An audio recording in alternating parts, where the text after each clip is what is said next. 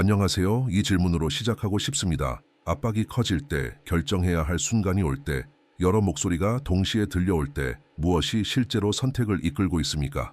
문제는 언제나 옳고 그름을 구분하지 못하는 데 있지 않습니다.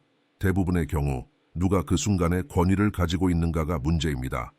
흥미로운 사실은 원수는 처음부터 분명히 잘못된 것을 제시하지 않는다는 것입니다. 그는 제안합니다. 암시합니다. 환경을 이용합니다. 때로는 성경적인 표현까지 사용합니다. 바로 이 지점에서 많은 사람들이 혼란에 빠집니다. 생각해 보십시오. 사탄조차 성경 말씀을 인용했다면 무엇이 하나님께로부터 온 것인지 무엇이 왜곡된 것인지 어떻게 분별할 수 있겠습니까? 바로 그 지점에서 예수님은 결정적인 본을 보여주셨습니다. 사탄의 모든 제안 앞에서 예수님은 분명히 선언하셨습니다. 삶을 결정하는 것은 환경이 아니라 순간의 필요도 아니라 하나님의 말씀이며 성경에 기록된 말씀이라는 사실입니다. 예수님이 시험을 받으실 때마다 입에서 나온 말씀은 언제나 같았습니다. 기록되었으되. 이것은 단순한 신앙적인 대답이 아니었습니다. 권위의 선언이었습니다. 이 모든 것은 하나의 분명한 결론으로 우리를 이끕니다. 이 책은 의심할 수 없는 권위를 가지고 있습니다. 그 권위는 문화에서 오지 않고 사람의 전통에서 오지 않으며 해석자의 의견에서 나오지도 않습니다. 그 권위는 하나님의 영감에서 나옵니다. 성경은 역사 속에서 수없이 공격받고 비판받고 도전받아 왔습니다. 그러나 그 권위는 결코 무너지지 않았습니다. 예수님은 성경의 권위와 질서를 완전히 인정하셨고 기록된 말씀 아래에서 살아가셨습니다. 이 사실은 우리에게 매우 실제적인 질문을 던집니다. 말씀을 아는 것만으로는 충분하지 않습니다. 말씀의 권위 아래에서 사는 것이 필요합니다. 목표는 단순히 읽는 것이 아닙니다. 말씀이 마음 깊은 곳에 거하도록 허용하는 것입니다. 그리고 그 말씀이 모든 선택을 다스리게 하는 것입니다. 이제 바로 그 이야기를 시작하려 합니다. 그러니 끝까지 함께해 주십시오. 이 메시지는 단순한 정보가 아니라 영적인 분별력을 위한 열쇠입니다. 정말 중요한 순간에 어떻게 응답해야 하는지를 배우게 될 것입니다. 이제 말씀으로 들어가겠습니다. 마태복음 4장에는 매우 중요한 장면이 기록되어 있습니다. 예수님께서 성령에 이끌려 광야로 가셔서 마귀에게 시험을 받으셨습니다. 40일과 40일을 금식하신 뒤 예수님은 줄이셨습니다. 그때 시험하는 자가 다가와 말했습니다. 네가 하나님의 아들이라면 이 돌들에게 명하여 떡이 되게 하라. 예수님께서는 분명하게 대답하셨습니다. 기록되었으되 사람은 떡으로만 사는 것이 아니라 하나님의 입에서 나오는 모든 말씀으로 사는 것이다. 그 후 마귀는 예수님을 거룩한 성으로 데려가 성전 꼭대기에 세우고 말했습니다. 네가 하나님의 아들이라면 여기서 뛰어내리라. 기록되었으되 하나님께서 천사들에게 명하셔서 너를 손으로 받들어 발이 돌에 부딪히지 않게 하실 것이다. 예수님께서는 다시 말씀하셨습니다. 또 기록되었으되 주 너의 하나님을 시험하지 말라 하셨다. 마귀는 다시 예수님을 매우 높은 산으로 데려가 세상의 모든 나라와 그 영광을 보여주며 말했습니다. 이 모든 것을 내게 주겠다. 만일 네가 엎드려 내게 경배한다면. 그때 예수님께서 단호하게 말씀하셨습니다. 사탄아 물러가라. 기록되었으되 주 너의 하나님께 경배하고 그분만을 섬기라 하셨다. 이 말씀에서 깊이 주목해야 할 점이 있습니다. 이 시험들이 전부였던 것은 아닙니다. 누가복음 4장에는 모든 시험이 끝난 뒤 마귀가 잠시 떠났다고 기록되어 있습니다. 아마도 이 장면들은 마지막 시험이었을 것입니다. 그러나 분명한 사실이 하나 있습니다. 모든 시험과 모든 대면 속에서 예수님께서는 같은 방식으로 응답하셨다는 것입니다. 그분은 말씀하셨습니다. 기록되었으되. 이 표현은 3번 반복됩니다. 그리고 바로 이 말이 핵심을 드러냅니다. 기록되었으되. 이 말은 하나님의 말씀으로 살아간다는 것이 무엇을 의미하는지를 분명히 보여줍니다. 하나님의 말씀은 성경을 통해 우리에게 주어졌습니다. 성경이라는 말 자체가 이미 그 사실을 말해줍니다. 예수님의 가르침 전체를 살펴보면 이 광야의 장면만이 아니라 그분의 모든 사역 속에서 이 표현이 반복해서 등장합니다. 기록되었으되 예수님께서는 이 말씀을 통해 삶의 기준이 하나님의 말씀임을 분명히 하셨습니다. 그 말씀은 영의 양식일 뿐 아니라 삶과 행동의 기준이 됩니다. 사탄의 모든 제안 앞에서 예수님께서는 분명히 선언하신 것입니다. 삶을 결정하는 것은 상황이 아니라 하나님의 말씀이며 성경에 기록된 말씀이라는 사실입니다. 신약 성경에는 성경을 가리키는 표현들이 끊임없이 등장합니다. 성경, 기록된 말씀, 하나님의 명령, 하나님의 말씀이라는 표현들은 모두 같은 진리를 가리킵니다. 마태복음 15장에서 예수님께서는 전통 때문에 하나님의 계명을 어기는 모습을 분명하게 지적하셨습니다. 하나님께서 말씀하신 것을 사람의 전통으로 무효하게 만들 수 없다라고 하셨습니다. 이 모든 가르침은 한 가지 사실을 강조합니다. 삶은 하나님의 말씀으로 다스려집니다. 말씀은 믿음의 기준일 뿐 아니라 삶의 기준입니다. 그러므로 이 진리를 이해하는 것은 매우 중요합니다. 때때로 우리는 단지 배우는 것으로 충분하지 않습니다. 이 사실을 기억해야 합니다. 이 책이 가진 권위를 기억해야 합니다. 예수님께서 자신의 삶 전체를 이 말씀 안에서 사셨다는 사실을 기억해야 합니다. 성경은 성경으로 해석됩니다. 예수님께서 첫 시험에서 기록되었으되라고 응답하셨을 때 마귀는 다음 시험에서 성경 말씀을 인용했습니다. 그러나 예수님께서는 다시 말씀하셨습니다. 또 기록되었으되 말씀이 틀렸다는 뜻이 아니었습니다. 말씀은 정확했지만 그 적용이 다른 말씀들과 충돌하고 있었던 것입니다. 이것은 성경이 완전한 조화를 이루고 있다는 사실을 보여줍니다. 그 자체로 큰 기적입니다. 수많은 사람들에 의해 오랜 세월 동안 서로 다른 문화와 언어 속에서 기록되었음에도 이 말씀은 하나의 흐름과 권위를 유지하고 있습니다. 역사 속에서 이 책은 끊임없이 공격을 받았지만 그 권위는 무너지지 않았습니다. 아직 이루어지지 않은 일을 미리 말했고 많은 예언이 정확하게 성취되었으며 지금도 계속 성취되고 있습니다. 이 모든 사실은 한 가지 결론으로 이끕니다. 이 책 뒤에는 분명한 권위가 있습니다. 그 권위는 하나님의 영감에서 비롯된 것입니다. 성경은 분명하게 말합니다. 모든 성경은 하나님께서 영감으로 주신 말씀입니다. 이 말씀은 가르침에 유익하고 잘못을 바로잡으며 삶을 바르게 세우는 데 필요하여 하나님의 사람이 모든 선한 일을 하기에 온전히 준비되게 합니다. 여기에는 매우 중요한 진리가 담겨 있습니다. 성경의 일부만이 아니라 모든 성경이 하나님의 영감으로 주어졌다는 사실입니다. 이 책은 인간의 사상이나 의견의 모음이 아닙니다. 하나님께서 자신을 드러내신 계시입니다. 물론 하나님께서는 사람을 사용하셨습니다. 하늘에서 직접 내려와 모든 글자를 쓰신 것은 아닙니다. 그러나 그것이 이 말씀의 권위를 약화시키지는 않습니다. 성경은 분명히 말합니다. 어떤 예언도 사람의 뜻에서 나온 것이 아닙니다. 사람들이 하나님께로부터 받아 성령에 이끌려 말한 것입니다. 즉, 인간의 참여는 있었지만 그 근원은 하나님이셨습니다. 이 말씀은 40명이 넘는 사람들을 통해 기록되었고 1500년이 넘는 시간 동안 서로 다른 문화와 언어, 전혀 다른 배경 속에서 전해졌습니다. 그럼에도 불구하고 성경은 하나의 흐름과 조화를 이루고 있습니다. 이것이 우연일 수는 없습니다. 역사를 보면 수많은 책과 이론들이 등장했다가 시간이 지나며 사라졌습니다. 한때 절대적인 진리처럼 여겨졌지만 결국 폐기된 것들도 많습니다. 그러나 성경은 그렇지 않았습니다. 이 책은 공격을 받았고 비난을 받았으며 끊임없이 도전받았습니다. 그럼에도 불구하고 그 권위는 무너지지 않았습니다. 이 사실은 분명한 결론으로 이끕니다. 성경의 권위는 인간에게서 나온 것이 아닙니다. 하나님의 영감에서 비롯된 것입니다. 어떤 사람들은 예수님은 믿지만 성경 전체는 믿기 어렵다고 말합니다. 그러나 그것은 성립될 수 없습니다. 예수님에 대한 모든 증언은 성경을 통해 주어졌기 때문입니다. 성경이 신뢰할 수 없다면 예수님에 대한 이해도 설 수 없습니다. 더 나아가 예수님 자신이 성경을 인정하셨습니다. 그분은 구약의 말씀을 하나님의 말씀으로 받아들이셨습니다. 요한복음 5장에서 예수님은 성경이 자신에 대해 증언한다고 말씀하셨습니다. 생명은 그 말씀 안에서 발견됩니다. 성경 전체는 그리스도의 인격과 사역을 향해 하나로 모아집니다. 예수님의 가르침은 분명합니다. 하나님께서 주신 말씀을 떠나 구원은 존재하지 않습니다. 부자와 나사로의 이야기에서도 예수님은 말씀이 이미 주어졌음을 강조하셨습니다. 그 말씀을 듣지 않는다면 어떤 특별한 경험도 사람을 변화시키지 못합니다. 믿음과 계시의 기초는 성경에 있습니다.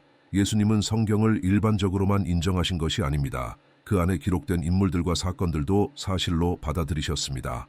아담에 대해 말씀하셨고 노아와 홍수에 대해 말씀하셨으며 롯과 소돔과 고몰에 대해서도 말씀하셨습니다. 모세와 다윗, 솔로몬과 다니엘, 욥에 대해서도 언급하셨습니다. 예수님의 모든 가르침은 성경 위에 세워져 있습니다. 또한 예수님은 사람들이 이해하던 성경의 구조와 흐름을 사용해 진리를 설명하셨습니다. 누가복음 24장에서 부활하신 예수님은 모세의 율법과 선지자들과 시편에 자신에 대해 기록된 모든 말씀이 이루어져야 했다고 말씀하셨습니다. 그리고 제자들의 마음을 열어 성경을 깨닫게 하셨습니다. 이것은 예수님께서 성경을 얼마나 깊이 알고 계셨는지를 보여줍니다. 아벨부터 사가랴까지의 피를 언급하신 것도 성경 전체를 아우르는 표현이었습니다. 예수님은 성경의 권위와 질서 그리고 그 메시지를 완전히 인정하셨습니다. 그러므로 분명합니다. 만일 성경이 신뢰할 수 없다면 예수님도 신뢰할 수 없습니다. 예수님의 모든 말씀과 사역은 성경 위에 세워져 있습니다. 그래서 출발점은 이것입니다. 이 책의 권위를 인정하는 것입니다. 그 권위는 하나님의 영감에서 옵니다. 이것이 하나님의 말씀입니다. 그리고 이 사실을 인정한다면 한 가지를 더 이해해야 합니다. 말씀으로 산다는 것은 단지 믿는 문제가 아니라 삶의 방향과 행동의 문제입니다. 이것은 이미 구약시대부터 분명했던 기초였습니다. 여호수아 23장 6절에는 성경 전체를 관통하는 분명한 권면이 기록되어 있습니다. 기록되었으되 너는 모세의 율법책에 기록된 모든 말씀을 힘써 지키고 행하며 오른쪽이나 왼쪽으로 치우치지 말라 힘써야 합니다. 이것은 주의와 경건한 태도와 지속적인 헌신을 말합니다. 무엇을 위해 힘써야 합니까? 기록된 모든 말씀을 지키고 행하기 위함입니다. 이것이 믿음의 기초였습니다. 신앙은 언제나 말씀 위에 세워졌습니다. 예수님께서 복음을 전하실 때도 같은 원칙이 분명했습니다. 구원은 먼저 주님께서 선포하셨고 그 후에 들은 자들에 의해 확증되었습니다. 사도들은 새로운 메시지를 만든 것이 아닙니다. 예수님께서 전하신 말씀을 그대로 이어간 것입니다. 누가복음 24장에서 예수님은 제자들을 파송하시며 말씀하셨습니다. 그리스도가 고난을 받고 셋째 날에 죽은 자 가운데서 살아나며 그의 이름으로 죄 사함을 얻게 하는 회개가 모든 민족에게 전파되어야 한다고 하셨습니다. 그들은 이 일의 증인이었습니다. 사도행전 1장은 부활 후 예수님께서 40일 동안 제자들에게 나타나 하나님 나라의 일을 말씀하셨다고 기록합니다. 그 시간은 메시지를 준비시키는 시간이었습니다. 바울 역시 자신의 말을 전한 것이 아니라 주님께 받은 것을 전했다고 고백합니다. 예수님께서 선포하신 복음과 사도들이 전한 메시지는 모두 성경 위에 세워져 있었습니다. 누가복음 24장을 다시 보면 부활 후 예수님께서 제자들과 나눈 대화는 전부 성경을 기준으로 이루어집니다.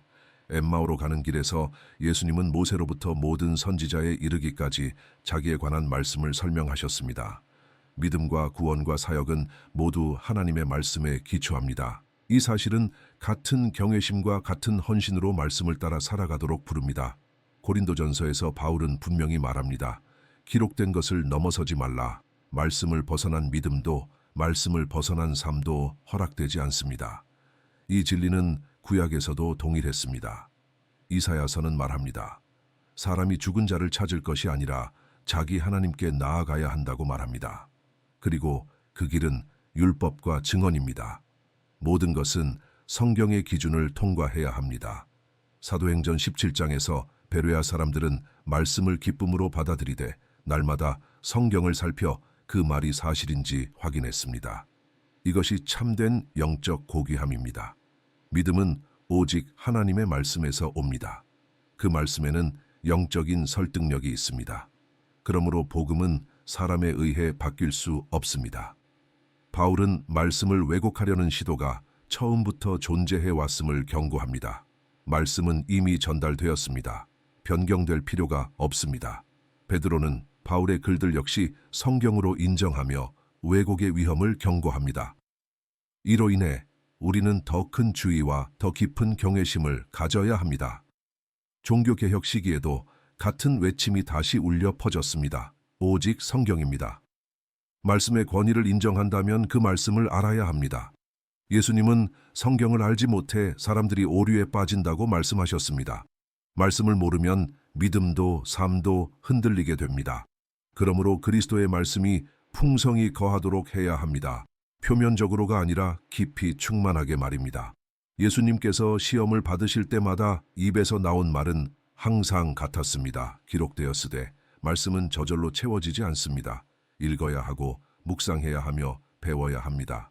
읽는 삶, 묵상하는 삶, 말씀을 깊이 아는 삶이 필요합니다. 오늘날 성경은 쉽게 접할 수 있습니다. 그러나 가치는 여전히 동일합니다. 말씀은 영의 양식이며 믿음의 생명입니다. 그러므로 말씀으로 자신을 채워야 합니다. 어느 날 이런 질문을 받은 적이 있습니다. 성경을 공부하기 시작한 이유가 가르치라는 부르심 때문이었느냐는 질문이었습니다. 대답은 분명했습니다. 아니었습니다. 나는 살기 위해 성경을 읽기 시작했습니다. 말씀을 경험하고 싶었습니다. 그리고 그 경험이 쌓이자 자연스럽게 나누고 싶은 마음이 생겼습니다. 부르심은 그 이후에 분명해졌습니다. 흥미로운 것은 성경이 바로 이 과정을 보여준다는 사실입니다. 에스라 7장 10절은 말합니다. 에스라는 마음에 결단하여 여호와의 율법을 연구하고 그 말씀을 행하며 가르치기로 정했습니다. 여기에는 분명한 흐름이 있습니다. 먼저 말씀을 구합니다. 말씀을 알아야 합니다. 그 다음 말씀대로 살아갑니다. 그리고 삶으로 검증된 말씀을 다른 이들에게 전합니다. 하나님께서 원하시는 길은 이렇습니다. 말씀을 찾고 말씀을 살고 말씀을 흘려보내는 것입니다. 그러나 이 모든 것은 말씀을 구하는 데서 시작됩니다. 오랜 신앙의 시간을 보냈음에도 성경 전체를 읽지 못한 사람들이 있습니다. 그것은 시간이 없어서라기보다 우선순위의 문제입니다. 말씀은 나누어 읽을 수 있습니다. 조금씩 쌓아갈 수 있습니다. 그리고 그 과정이 신앙을 단단하게 만듭니다. 오늘날 성경은 쉽게 접근할 수 있습니다. 그러나 변화는 의도적인 만남 속에서 일어납니다. 목표는 단순한 독서가 아닙니다. 말씀이 마음속에 깊이 거하도록 하는 것입니다. 성경은 하나님의 말씀이 삶을 교정하고 사람을 세우며 내면을 변화시킨다고 말합니다. 예수님은 우리가 진리로 거룩하게 된다고 말씀하셨고 그 진리가 곧 하나님의 말씀이라고 하셨습니다. 성경은 말씀이 영혼을 회복시키는 능력이 있다고 말합니다. 영혼의 회복은 행동만의 변화가 아닙니다. 내면의 상처를 만지는 일입니다. 깊은 곳을 치유하는 일입니다. 용서받았지만 여전히 마음의 흔적을 지닌 사람들이 많습니다. 그 치유의 근원은 하나님의 말씀입니다. 그래서 성경이 반복해서 말하는 기록되어 쓰되라는 선언은 삶의 현장에서 실제로 사용될 수 있어야 합니다. 말씀과의 시간이 없다면 그 응답은 나오지 않습니다. 성경은 항상 준비된 상태로 살 것을 말합니다. 믿음을 설명할 수 있도록 마음을 정돈하라고 권면합니다.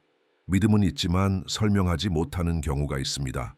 믿음은 있지만 흔들리는 경우도 있습니다. 그 차이는 말씀과의 거리에서 생깁니다. 하나님의 말씀은 중심에 놓여야 합니다. 우리를 하나님과 화목하게 하신 그 말씀은 다른 이들을 향해 흘러가야 합니다. 그러나 가진 것이 있어야 나눌 수 있습니다. 이 권면은 책망이 아니라 성장으로의 초대입니다. 처음부터 속임수는 하나님의 말씀을 왜곡하는 방식으로 왔습니다. 에덴에서 그랬고 예수님의 시험에서도 그랬습니다. 지금도 마찬가지입니다. 그래서 말씀은 우리를 단단하게 만듭니다. 성숙하게 만듭니다. 말씀은 우리를 성장시키며 분별력을 줍니다. 이것이 부르심입니다. 하나님의 말씀으로 채워지는 삶입니다. 그리고 하나님을 아는 깊이는 말씀과 맺는 관계만큼 자라납니다. 이제 잠시 마음을 가라앉히고 이 시간에 함께 머물기를 원합니다. 이 말씀을 들으며 갈증을 느꼈을 수도 있고 혼란이나 지침을 느꼈을 수도 있습니다. 그러나 하나님은 지금 이 순간의 마음을 정확히 알고 계십니다. 주님, 지금 이 사람을 찾아와 주십시오. 마태복음 4장에서 예수님께서 시험 앞에서 기록되었으되 라고 말씀하신 것처럼 이 사람의 마음에도 하나님의 말씀이 힘이 되게 하여 주십시오. 선택의 순간에 빛이 되게 하시고 연약함 속에서는 버팀목이 되게 하시며 혼란 가운데서는 분명한 길이 되게 하여 주십시오. 시편에 기록된 것처럼 주의 말씀이 영혼을 회복시키듯이 지금 이 사람의 내면을 회복시켜 주십시오. 아무도 보지 못한 상처를 만져주시고 마음을 새롭게 하시며 영을 강건하게 하여 주십시오.